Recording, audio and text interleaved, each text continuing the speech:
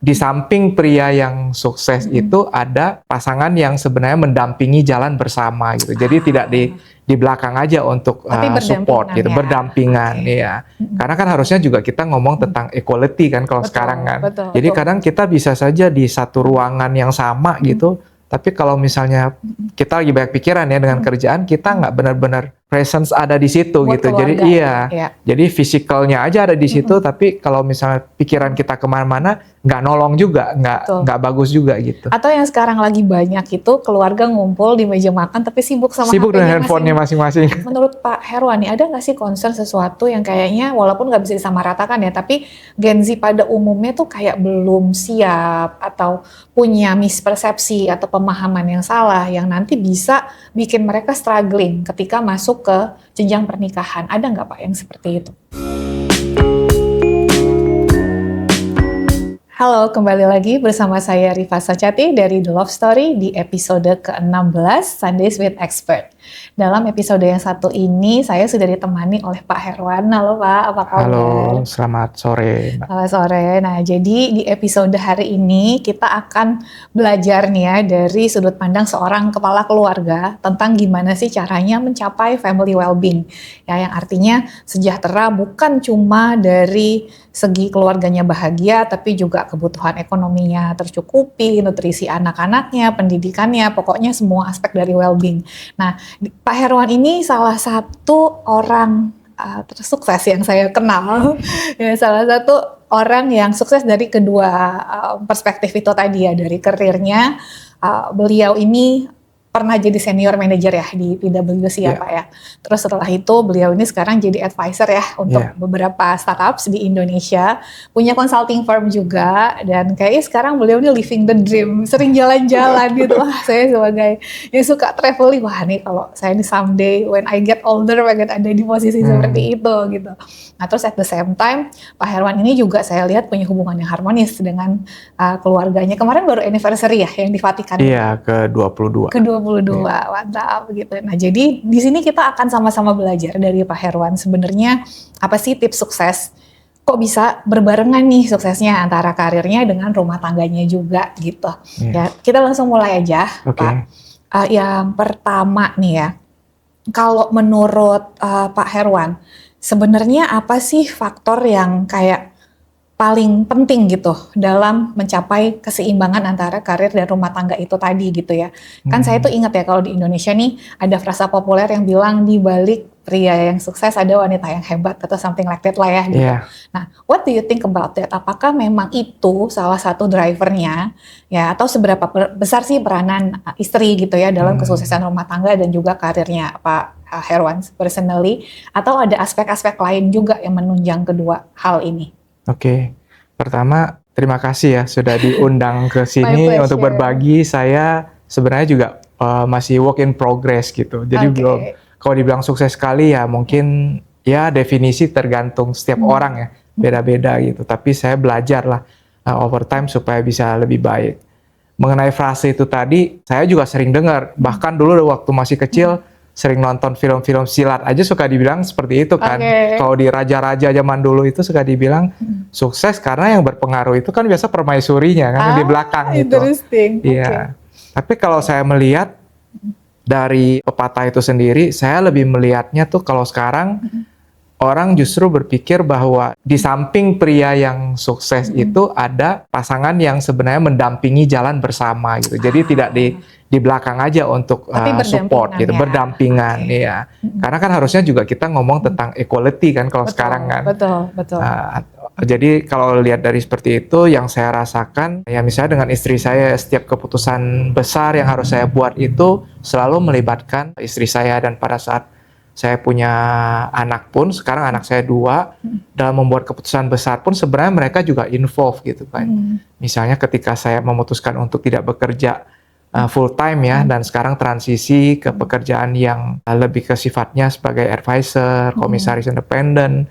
Nah itu juga semua melibatkan mereka, tentu ada impact-impactnya kan, karena itu berpengaruh terhadap keuangan, terhadap waktu yang saya spend dengan mereka di rumah ataupun di kantor gitu. Jadi untuk setiap keputusan besar, involve mereka di dalam pertimbangan-pertimbangan sih. Makanya saya menjadikan mereka itu lebih sebagai partner lah dibanding hanya sebagai pendukung gitu. Oke, kan makanya istilahnya pendamping hidup. Pendamping gitu hidup, iya.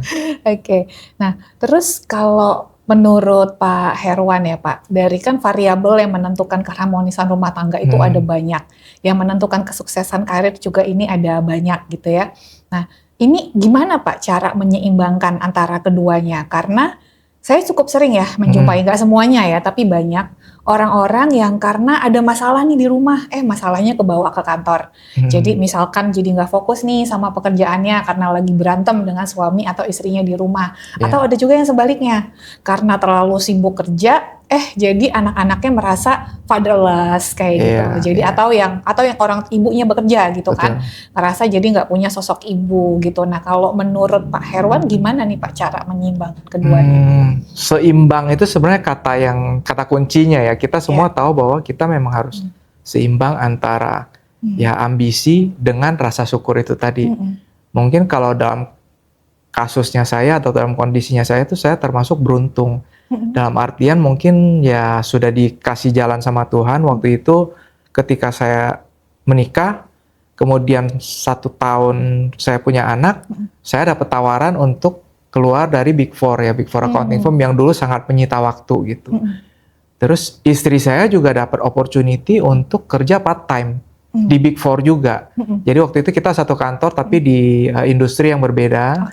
Jadi waktu itu kita dapat ya blessing lah. Saya bisa dapat tawaran kerja yang lebih bagus, yang waktunya lebih longgar. Istri saya juga bisa dapat arrangement kerja 3 hari seminggu. Iya, jadi sebenarnya kuncinya kalau menurut saya untuk keseimbangan itu ya bagaimana kita melihat antara perspektif kita untuk dari sisi ambisi ya dengan rasa syukur itu tadi sih. Karena kalau kita melihatnya hanya dari sisi ngejar karir, materi, mungkin sisi yang satu kan akan tidak dapat perhatian gitu ya dari sisi keluarga. Iya, tidak dapat prioritas. Jadi sebenarnya balancing antara yang satu dengan yang lain itu memang penting dan menentukan prioritas ya memang salah satu kuncinya. Kalau kita tahu bahwa prioritas itu kan skalanya sebenarnya bisa secara saintifik kita tentukan ya mana yang penting dan yang harus ya didahulukan ya. Important juga urgent, nah itu yang jadi prioritas kita. Nah memang saya paham bahwa kalau dalam konteks kita di Indonesia itu sangat challenging karena rata-rata kalau saya lihat sekarang ini kan mau nggak mau dua pasangan itu rata-rata harus bekerja ya untuk support family gitu. Karena tuntutan ekonomi. Betul, tuntutan ekonomi, apalagi di zaman-zaman ya sekarang-sekarang ini kan semakin berat. Betul. Nah dan kan tidak selamanya juga sebenarnya suami yang di depan, kadang istri juga yang di depan. Bisa ya. jadi. Iya. Gitu. Oke. Nah terus tadi kan Pak Herwan sempat menyebutkan ya masalah ketika kita ganti karir itu pasti akan ada shifting juga nih terkait time span ya untuk pekerjaannya gitu. Jadi apakah menurut Pak Herwan itu sesuatu yang harus dipertimbangkan juga oleh orang-orang yang berumah tangga? Misalkan ya mereka ketika menikah itu tuh masih posisinya kerjanya yang hustling banget ya, bisa sampai belasan jam dalam sehari gitu. Apakah memang itu best option untuk mereka ini ketika mulai nikah, khususnya ketika punya anak lah ya, itu untuk cari pekerjaan yang jam kerjanya lebih pendek atau yang demand-nya lebih rendah atau gimana Pak? Ya kalau kita lihat lagi tergantung dari stages-nya kita ya sebenarnya. Kalau financially kita merasa bahwa ukurannya itu udah mencukupi ya untuk lifestyle kita, saya sih akan menyarankan orang untuk punya fokus ke family juga. Kalau kita mau itu long lasting, karena seperti saya bilang tadi bahwa kita masih menyeimbangkan antara kepentingan karir dengan kepentingan family kan. Jadi itu pilihan sebenarnya. Nah biasanya kalau memang kita tendensinya lebih banyak ke spend waktu ke karir, akhirnya kan keluarga mungkin lebih terlantar gitu. Kalau misalnya kita fokus terlalu banyak ke keluarga, mungkin kita akan melewatkan banyak juga opportunity di sisi bisnis ataupun di karir kan ya. Jadi memang harus seimbang sih, dan kunci seimbang itu konteksnya dalam tiap kondisi tiap orang akan berbeda-beda sih. Betul. Banyak faktor. Seimbang tuh nggak bisa dibilang kalau definisi seimbang kan 24 jam bagi 2, sebenarnya kan nggak gitu juga kan. Ya kan nggak gitu juga. Jadi memang seimbang nih bisa beda-beda. Ada juga orang yang work life balance-nya bagus, tapi kok dia di kantor di jam kerja gitu ya masih bisa nganterin anaknya sekolah dulu buat ngambil raport misalnya. Iya. Apakah itu berarti nggak balance? Menurut saya nggak juga. Iya. Iya kan? Dan begitu pula sebaliknya, ketika dia lagi cuti, dia masih mau terima telepon dari kantornya, masih balas email yang urgent. Menurut saya itu masih balance juga gitu kan. Selama ya kebutuhan dia dari segi profesionalnya terpenuhi, tanggung jawabnya, ya kemudian waktu untuk keluarganya, quality time-nya juga tetap ada gitu. Jadi memang benar sih definisi balance ini susah banget diukur. Iya. Dan kalau kita ngomong soal waktu itu kan bisa di measure bahwa itu kualitas apa enggak gitu ya. Bukan cuma kuantitasnya. Iya. Jadi kadang kita bisa saja di satu ruangan yang sama gitu, tapi kalau misalnya kita lagi banyak pikiran ya dengan kerjaan, kita nggak benar-benar presence ada di situ buat gitu. Keluarga, jadi jadi physicalnya aja ada di situ, tapi kalau misalnya pikiran kita kemana-mana, nggak nolong juga, nggak bagus juga gitu. Atau yang sekarang lagi banyak itu keluarga ngumpul di meja makan tapi sibuk sama dengan handphonenya masing-masing. Itu dia. Makanya jadi kan it's no longer quality time kan. Jadi ya memang nggak lagi kerja, tapi apakah balance yang seperti itu? I doubt that sih honestly gitu. Jadi memang untuk mengukur balance ini jangan cuma dilihat dari berapa lama waktu yang dihabiskannya, tapi lebih ke outputnya juga kan. Lihat juga anak-anaknya merasa kita hadir atau enggak. Are we there in their most important moments gitu kan? Ketika mereka lagi butuh support ada di situ atau enggak gitu. Menurut saya pribadi sih ya, saya ngelihatnya it's way more than balance gitu. Daripada sekedar memaksakan sesuatu yang kemudian nggak works buat dianya juga gitu. Nah, berarti kalau sekarang nih dengan multiple jobs jadinya yang sifatnya tuh nggak menetap banget gitu ya, nggak seperti dulu. Itu berarti dari segi time lebih enak atau malah lebih demanding, Pak? Sekarang itu lebih longgar sebenarnya dari sisi waktu, karena role saya kan banyak sebagai komisaris independen dan di perusahaan TBK dan juga sebagai advisor gitu ya. Jadi saya bisa memprediksi lah kapan saya akan sibuk, karena itu udah ada cycle-nya ya. Setiap triwulan saya akan sibuk. Nah di sisi lain pada saat saya sedang tidak punya banyak kesibukan, ya saya menghabiskan waktu banyak dengan keluarga, tapi tentunya juga memikirkan hal-hal yang lain ya. Kalau bersehubungan dengan karir, misalnya itu bantu teman dengan kita bikin forum consulting itu tadi untuk membantu. Sebenarnya arahnya juga mentoring anak-anak muda, karena passion kita pengusaha-pengusaha muda. Karena kan saya aktif di beberapa platform juga ya di ekosistem startup, termasuk di Endeavor Indonesia. Jadi di situ saya punya kesempatan untuk mentoring anak-anak muda pada saat saya tidak disibukkan dengan role formal saya tadi sebagai komisaris atau advisor gitu. Itu kerjaan-kerjaan pro bono, tapi balik lagi nggak hanya tentang materi ya, itu very rewarding gitu kalau kita bisa memberikan sesuatu dampak lah gitu. Betul. Itu juga banyak yang nanya sama saya, why did I start this new business gitu kan? Karena saya ngerasa di bisnis yang seperti ini itu membawa saya ke level ketiga dari kebahagiaan, Pak. Jadi level pertama yang paling rendah itu namanya joy, rasa senang, itu temporary. Jadi misalkan kita lagi doing hobi kita nih, lagi main futsal kayak lagi nonton drakor atau apapun yang hobi kita saat itu kita senang. Tapi ketika activity-nya selesai ya udah rasa senangnya hilang gitu kan. Kalau kebahagiaan tuh lebih long lasting. Dalam artian bisa aja kita hari ini lagi capek, lagi stres tapi tetap ngerasa bahagia gitu kan. Oh, it's just a bad day, not a bad life gitu. Yang tertinggi itu fulfillment. Fulfillment tuh kita kayak ngerasa, kalau saya ya Pak, saya ngerasa kayak merinding gitu happy-nya. Ketika saya ngelihat oh ternyata what I do itu bisa ngasih impact ke orang gitu kan. Ketika ada orang yang bilang apa yang saya lakukan walaupun kecil itu tuh ngebantu dia gitu untuk melakukan something in their life lah ya. Awalnya sih soal career development aja, emang itu kan starting point saya di content creation di situ ya. Tapi lama-lama saya mikir kayaknya nggak cukup nih hanya di career development. Kayaknya masalah family well-being-nya juga harus disentuh gitu. Kayaknya harusnya starting point-nya dari situ. Nah alasannya itu karena memang bisnis yang seperti ini adalah bisnis yang mendatangkan fulfillment, walaupun mungkin nggak tahu juga ya dari segi profit bukan yang the highest dari segi marginnya, tapi ya itu tadi nggak selalu soal materi, karena karir itu juga banyak rintangannya ya Pak. Justru rewards yang seperti ini yang rasanya kayak lebih keep us going. Betul. Nah saya juga merasakan hal yang sama ya dalam hal creating impact gitu. Betul. Jadi selain mentoring anak-anak muda di mana saya banyak menghabiskan waktu, saya merasa saya banyak belajar tentang dunia entrepreneurship ya dari anak-anak muda itu. Jadi nggak selalu mereka belajar dari saya, tapi saya belajar dari mereka. Terus untuk fulfillment itu tadi saya juga aktif kan di yayasan. Kebetulan yayasan saya Plan Internasional Indonesia itu memang misinya itu untuk memperjuangkan hak anak-anak, terutama hak anak perempuan. Jadi di gender equality.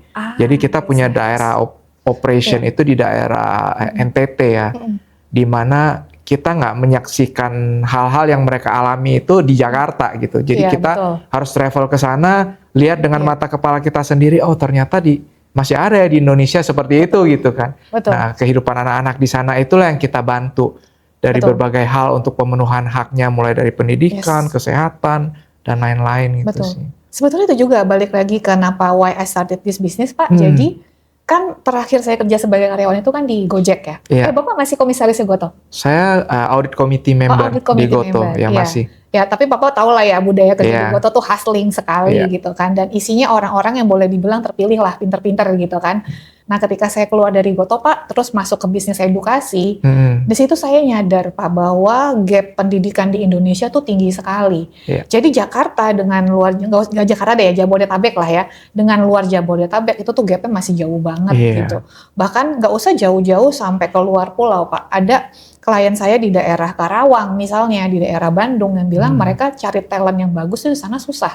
Padahal mereka dari Jakarta cuma berapa jam sih gitu kan.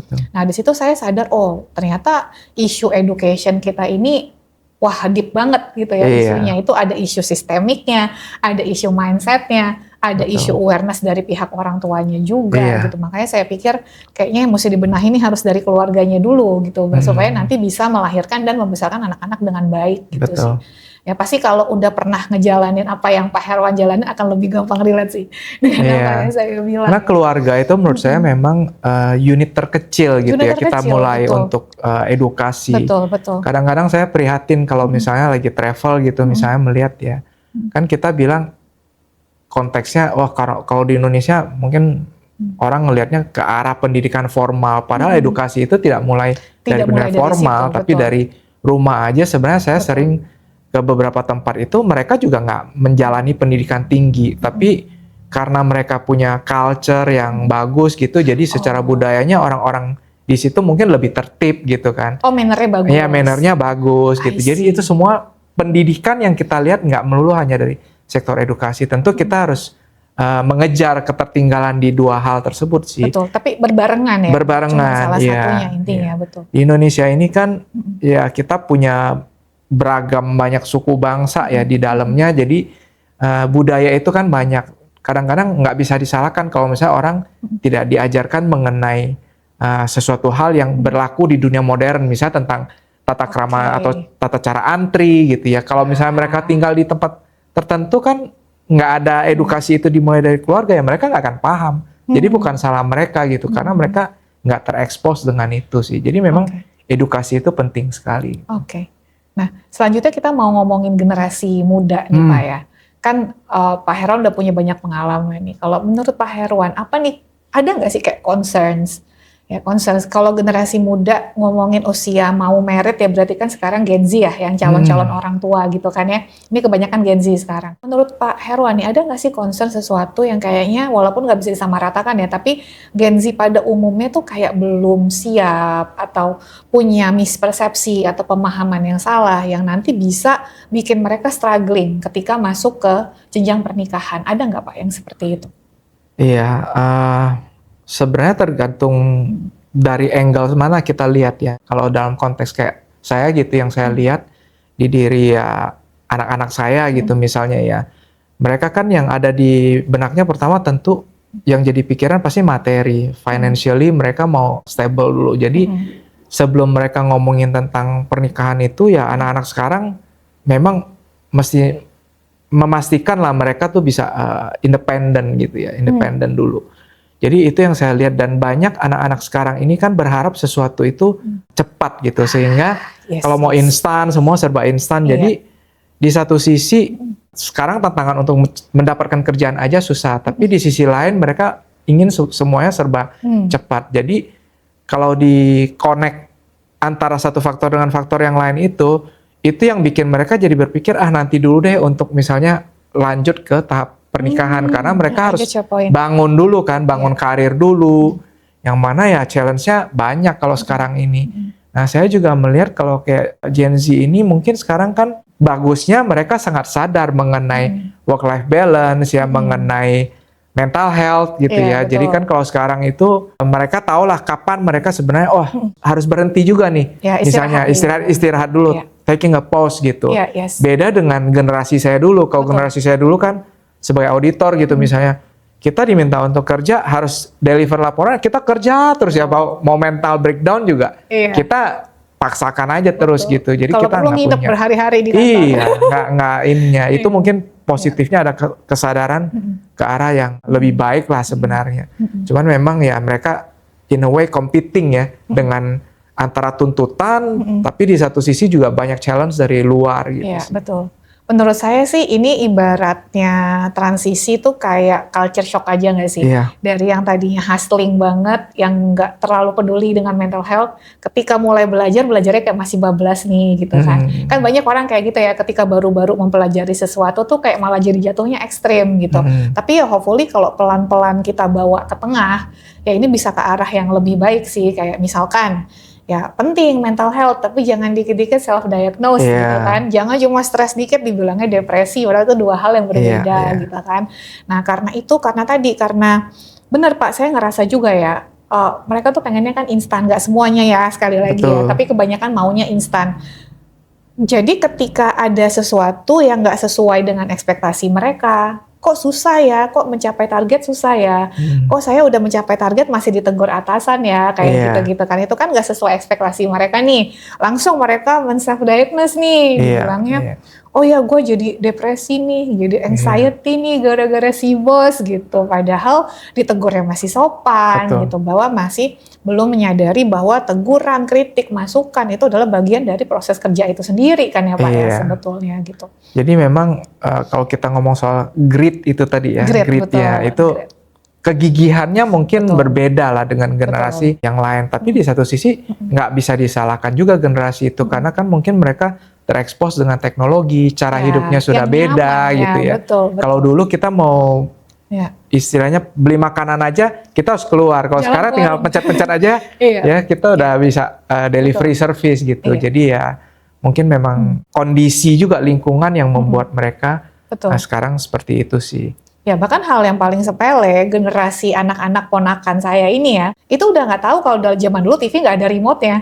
Iya. Kalau menyalahin, matiin, ganti channel, mesti jalan ke TV-nya gitu. Jadi kan memang tanpa disadari hidup tuh sudah semakin nyaman, segala sesuatu bisa lebih cepat. Nah sehingga otaknya para Gen Z ini jadi terwired seolah-olah segala sesuatunya itu akan sama mudahnya gitu kan, akan sama instannya, sama nyamannya. Padahal kalau teman-teman udah belajar teknologi, semakin bagus sebuah teknologi, semakin user friendly, itu bikinnya makin susah. Bikin aplikasi itu makin susah, maintenance-nya makin susah, running bisnisnya akan makin susah gitu. Jadi bener-bener nggak seindah kelihatannya gitu. Sehingga ya pasti shock sih masuk ke dunia kerja, kecuali dari awal sudah kenalan dulu dunia kerja itu seperti apa yang wajar, apa yang nggak wajar. Karena ya tetap sih employer yang toksik juga ada ya. Tapi nggak boleh juga dikit-dikit dibilang kantornya toksik gitu. Ya harus tahu dulu nih definisi yang normal apa, yang toksik apa. Supaya jangan dikit-dikit baru kayak sebulan, 2 bulan resign gitu. Kalau kayak gitu gimana karirnya berkembang, karena waktunya habis untuk adaptasi terus kan Pak. Jadinya belum sempat berprestasi, berkontribusi udah pindah lagi. Tapi saya menaruh harapan besar sama Gen Z ya, terutama kan mereka pasti yang akan meneruskan gitu ke depan kan, generasi penerus. Kalau kayak saya kan udah 50 plus, mungkin bentar lagi juga udah nggak diperhitungkan dalam workforce gitu ya. Nah jadi kan kalau misalnya kita lihat terutama untuk kayak Indonesia Emas gitu, kita ngomongin seperti itu kan, ya mereka lah tumpuan harapannya kita. Dan kalau saya lihat dari interaksi saya yang saya amatin dengan para tech founder gitu ya di beberapa ekosistem itu, mereka itu sebenarnya orang-orang yang sangat smart gitu, pintar, banyak sekali yang pintar gitu ya. Cuman kadang-kadang kurang dapat bimbingan aja, mungkin nggak dapat mentor yang baik. Jadi mentor itu salah satu faktor yang penting gitu ya untuk mereka. Kenapa? Karena saya lihat tuh akhirnya kita bisa baca sendiri di sosial media ataupun di media-media sekarang ini, banyak sekali kan kasus-kasus pelanggaran etika gitu. Dari foundersnya? Dari founders gitu kan, yang kita lihat udah sampai masuk ke KPK, masuk ke kejaksaan, pokoknya udah betul. jadi kriminal lah. Itu kan Betul. padahal sangat disayangkan yang tadinya punya potensi besar sih. Betul. Itu yang saya sayangkan sih. Itulah kenapa saya tuh sangat salut sama para pengusaha atau advisor yang seperti Pak Herwan ini yang masih mau make time untuk hal-hal yang seperti ini. Kenapa? Karena proses mengedukasi orang juga nggak selalu semudah itu kan. Nggak semua orang kita kasih advice mau langsung dengar, terima. Iya kan. Padahal mereka sendiri yang engage kita sebagai advisor gitu, sebagai konsultan misalnya. Tapi ketika dikasih advice kok reluctant. Jadi even role sebagai advisor itu juga nggak seindah yang kelihatannya gitu ya. Jadi makanya kalau teman-teman punya kesempatan dapat mentor, you have to respect their time, their effort ya to mentor you gitu. Karena kan sebetulnya para mentor ini, para advisor ini juga bisa aja doing other business gitu kan, tapi they choose to spend their time with you gitu. Dan aku setuju sih, memang mentor ini peranannya sangat besar, karena saya juga Pak sebagai pengusaha ya, yang kayak membesarkan hati saya, mempertahankan semangat dan hope saya, yaitu justru dari mentor ini yang mau share truth tentang pengusaha yang nggak banyak dibilang di luar sana gitu. Kayak pernah saya lagi down ya, ini kan bisnis saya tuh yang kedua ya, kalau secara legal, yang ada legal entity-nya, yang nggak ada legal entity-nya nggak tahu ini udah yang keberapa gitu. Sempat ngerasa, apa saya nggak bakat ya jadi pengusaha, apa harus jadi karyawan aja gitu. Tapi terus ada salah satu seasoned entrepreneur yang bilang gini ke saya, emang menurut kamu BCA itu bisnis keberapanya mereka? Oh bukan yang pertama ya? Iya coba ya cari informasi. Bukan ternyata gitu kan. Jadi dari situ saya jadi dapat insight bahwa ternyata trial and error dalam entrepreneurship tuh common gitu kan, common. Gak selalu bisnis pertama tuh langsung boom gitu kan. Kadang kita emang mesti explore dulu bisnis apa yang cocok di kita, yang bisa diterima sama market juga gitu. Misalkan itu baru masalah motivasi ya, belum masalah how to-nya juga gitu. Ternyata banyak banget tentang entrepreneurship tuh yang gak ada di buku-buku waktu saya kuliah dulu gitu. Bahkan saya ngobrol sama teman-teman yang udah MBA pun emang lu pikir dengan ngambil MBA you can get langsung the answer. Jadi pinter, bisa jadi juga. Punya solusi untuk semua. Enggak. Dasar teorinya dapat, kerangkanya dapat, researchnya dapat pasti, tapi untuk mengimplementasikan terhadap kasus-kasus yang kita hadapi tiap harinya itu butuh adjustment gitu kan. Dan adjustment itu tetap bikin stres. Jadi jangan dibilang pendidikan nggak penting ya, udah punya pendidikannya aja masih pusing, apalagi nggak punya. Ya itu sih, jadi benar sih mentorship tuh akan sangat ngebantu juga ya untuk ngebangun karir, khususnya kalau menurut saya as entrepreneur, betul. Ya karena tadi saya juga bisa ngerti sih Pak di satu sisi kenapa founders yang tadi Bapak ceritakan sampai berakhir di situ. Jadi itu another issue ya, jadi ngomongin investment nanti. Tapi ya again kalau nggak ada mentors, nggak ada yang ngingetin mereka juga kan jadinya. Itu tuh salah gitu. Memang banyak yang melakukan, tapi banyak bukan berarti benar gitu. Perlu ada orang-orang yang berani voice that opinion juga kan gitu. Nah, terus yang selanjutnya lagi Pak, ini saya mau ngomongin masalah divorce ya. Angka perceraian di Indonesia itu kan semakin naik nih, ya kan. Jadi udah angka pernikahannya turun, di saat yang bersamaan angka perceraiannya malah naik dari segi persentasenya gitu kan. Nah yang saya penasaran tuh sebetulnya apa ya, salah di mana gitu? Apakah kita memang salah pilih pasangan? Apa kitanya yang belum siap gitu? Dan kalau saya sebagai orang luar ya, pihak ketiga yang menilai mereka yang bercerai ini, ada banyak kasus di mana menurut saya problem yang bikin mereka cerai itu tuh bisa diidentifikasi dari sebelum nikah. Kayak misalnya selingkuh, KDRT gitu kan, atau suka main judi. So many cases sebenarnya dari awal yang masih pacaran juga udah begitu, tapi tetap dinikahin gitu. Nah kalau views-nya Pak Herwan gimana Pak? Dan ada nggak nih tips dari Pak Herwan untuk memilih pasangan supaya nggak berakhir dalam situasi seperti itu? Gitu? Iya, kayak tadi kan yang visible ya, karakter yang visible bisa kita lihat. Misalnya kayak suka main judi atau misalnya suka gampang dekat dengan misalnya pasangan lain gitu kan. Itu kan sebenarnya karakteristik yang visible yang kita udah bisa lihat dari awal. Tapi di luar dari itu, kalau saya berpikir sebelum kita memilih pasangan itu, kita juga mesti kenal diri kita sendiri dulu sih. Sebenarnya sama dalam dunia kerja, saya kan suka juga tuh menerapkan prinsip yang mirip ya, kayak di Sun Tzu itu kan, di Art of War gitu, ya sebelum kita maju perang, kita harus tahu dulu diri kita, kekuatan kita apa, musuh kita kekuatannya apa, baru kita bisa menang kan. Betul, bikin strateginya dulu. Bikin strateginya dulu. Nah sama kalau untuk itu saya pikir kita mesti kenal, tahu diri kita dulu seperti apa. Jadi pemahaman diri kita mengenai kematangan diri kita itu secara emosi seperti apa ya kan. Itu menentukan bagaimana kita memilih pasangan kan. Terus kedua yang berhubungan dengan karakteristik itu tadi, sebenarnya karakteristik ini seperti apa sih orang yang cocok dengan dengan kita. Nah, kemudian yang ketiga itu tentu kalau saya melihatnya bahwa kita memilih pasangan itu kan nggak hanya sebagai satu project nih, udah milih pasangan udah selesai, tapi yang lebih penting itu kan bagaimana kita menjalankan itu seterusnya kan. Nah, itu yang sebenarnya berat perjalanan itu. Jadi dalam perjalanan itu bagaimana kita mengontrol diri kita supaya saling melengkapi, dan ada yang mengalah, ada yang mungkin ya waktunya kita harus jadi pendengar gitu ya. Gantian Jadi ngalahnya gitu. iya, gantian. Kemudian juga dalam proses pernikahan itu kan intinya kita bertumbuh bersama gitu kan. Jadi harus dapat pasangan yang memang balik ke diskusi awal kita tadi, menjadi pendamping kita, partner kita kan. Bukan hanya sebagai orang yang mungkin ya quote-unquote melayani kita terus gitu misalnya, atau menuruti kita terus, kemauan kita terus. Nggak bisa seperti itu, karena itu yang akan creating konflik dalam keluarga sih. Oke, nah kalau ngomong-ngomong soal pasangan nih Pak, dari Pak Herwan sendiri, apa sih sesuatu dari istrinya Bapak gitu yang sangat menginspirasi Bapak gitu, yang Bapak pikir, wah kayaknya semua perempuan lain nih bisa nih belajar dari beliau gitu?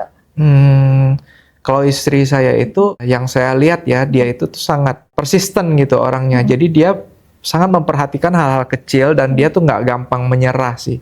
Jadi resilience-nya bagus. Iya, resilience-nya bagus. Jadi misalnya kadang-kadang saya aja nih yang udah ngomong duluan, kayaknya ini udah nggak bisa deh, udah kita tinggalin aja deh misalnya melakukan sesuatu gitu ya.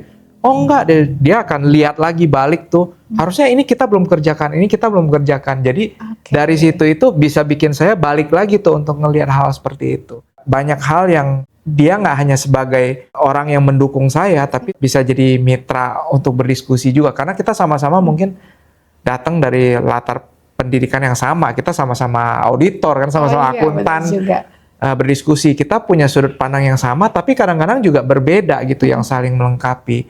Dan dia itu karena punya orientasi yang lebih detail itu tadi dan nggak gampang menyerah. Jadi dalam melakukan apapun juga yang kita jalanin bersama itu, dia selalu bisa lihat hal-hal kecil yang saya miss. Nah itu yang membantu saya untuk get back to track gitu. Oh, that's nice. Gitu. Jadi dapat motivational booster. Betul, gitu ya. Iya. Oke. Nah final question for you Pak, ada nggak nih pesan dari Pak Herwan buat kita-kita yang masih single gitu ya, yang mungkin lagi sedang melakukan personal development atau sedang bersiap untuk mencari pasangan untuk pernikahan, apa yang menurut Pak Herwan paling penting nih untuk kita perhatikan sebagai langkah pertamanya gitu? Oke. Mungkin self assessment dulu ya yang harus kita yang tadi saya bilang bahwa kita mesti tahu dulu apakah kita memang sudah siap secara mental gitu ya untuk masuk ke dunia yang baru gitu. Betul. Sama sebenarnya kayak dunia kerja, kita juga bilang pas mau pindah kerja kita siap nggak sih ke situ. Ini juga sama kan, memilih pasangan, karena artinya kita nggak bisa lagi tuh hanya mementingkan ego kita. Tadi makanya faktor mengenai pemahaman kita terhadap ego itu sangat penting ya, terhadap pemahaman diri kita.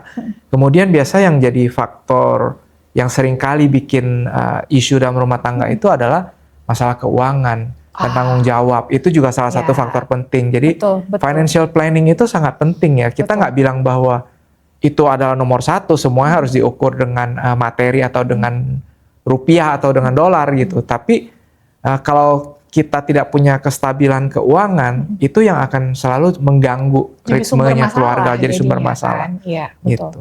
Nah makanya memang kalau teman-teman ngikutin podcastnya The Love Story dari awal sampai akhir, kita punya speaker tuh beragam Pak, financial planners ada, psikolog ada. Di psikolog itu merincikan lagi definisi kita sudah siap secara mental, emosional, psikologi itu apa aja checklistnya, kayak gitu kan. Kemudian belum lama kita ngobrol juga dengan dokter, dengan lawyer bahkan untuk bahas ya isu fenomena perceraian. Karena dari kami juga believe kalau kita ngomongin family well-being memang nggak cuma satu faktor aja gitu. Kalau ditanya mana yang paling penting susah karena semuanya penting gitu kan. Ya semuanya penting, tapi memang financial ini walaupun mungkin akan arguable mana yang lebih penting antara financial dengan aspek lain seperti agama misalnya.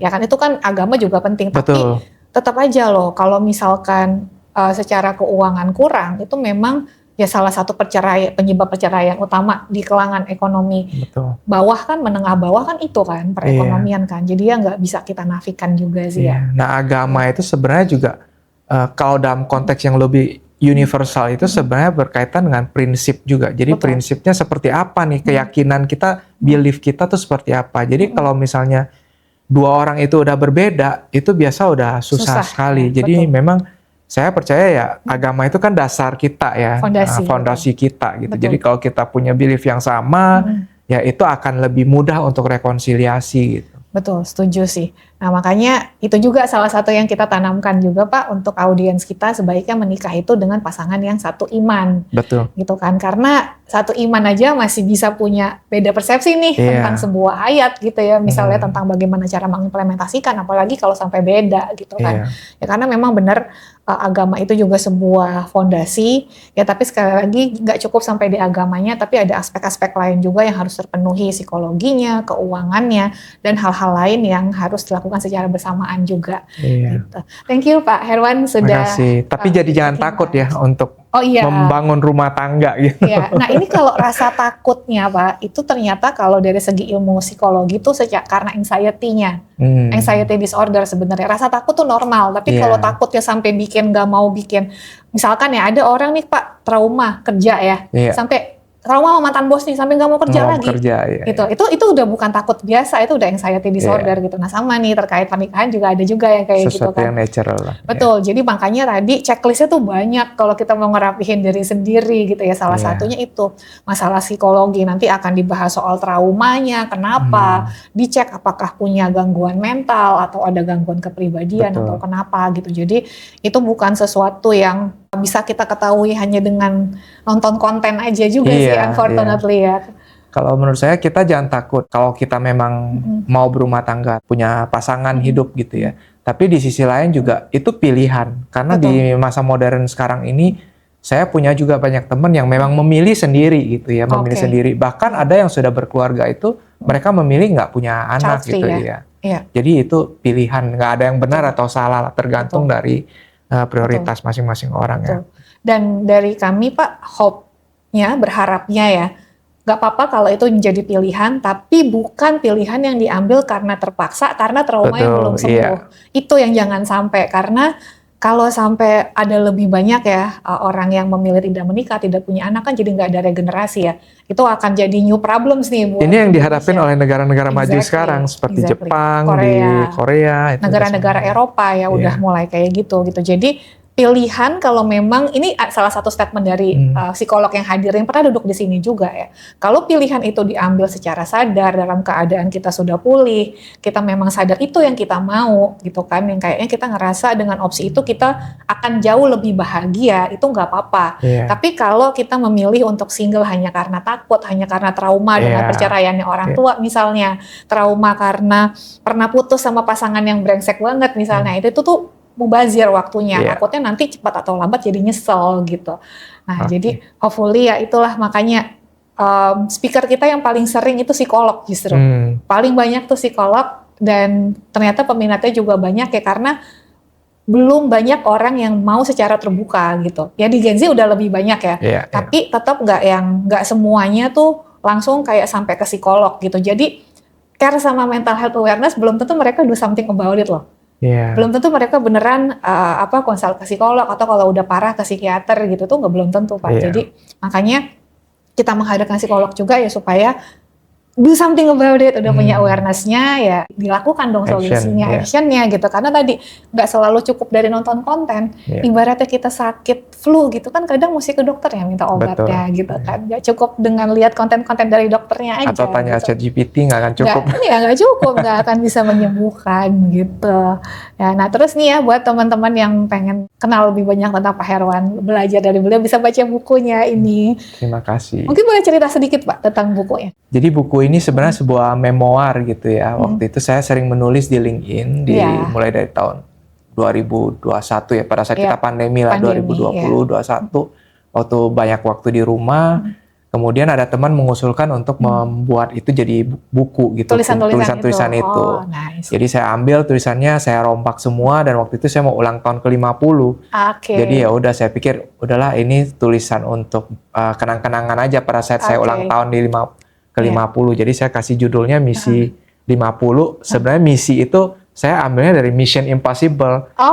Inspirasinya Mission Impossible. Karena ini buat saya kayak ya Mission Impossible itu tadi nggak pernah terpikir sih awalnya untuk bikin buku gitu. Oke. Ceritanya tentang hal-hal dari ya yang simple-simple lah, ada 50 cerita, pengalaman dari kecil sampai dengan karir, keluarga, semua ada di situ. Oke.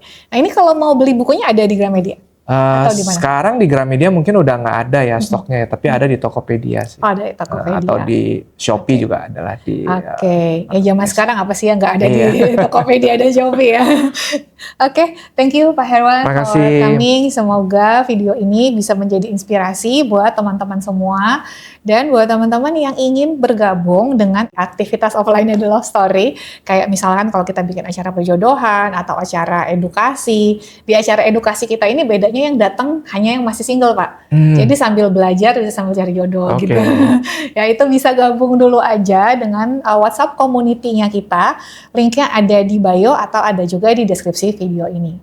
Finally, thanks again for watching. Jangan lupa like dan jangan lupa subscribe. Bye-bye.